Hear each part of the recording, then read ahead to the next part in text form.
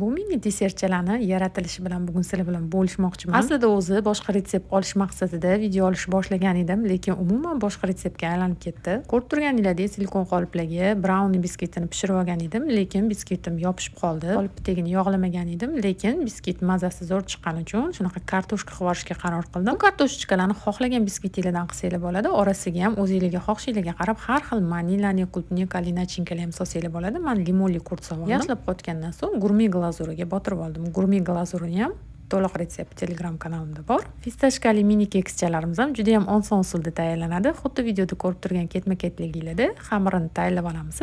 Tayyor bo'lgan xamirimizni esa silikon qolipchalarga qo'yib, qizigan duxovkada pishirib olamiz. Tayyor bo'lgan kekschalarimizni qolipdan sovigandan so'ng ko'chirib olib, ustiga xohishga qarab krem qilsanglar bo'ladi. Mini desertchalarimizni ustini xohishga qarab har xil mevalar bilan bezatib olsangiz bo'ladi. Albatta tayyorlab ko'ringlar. Retsept yoqqan bo'lsa, yo'richalarni bosib, duo qilib qo'ysanglar, xursand bo'laman.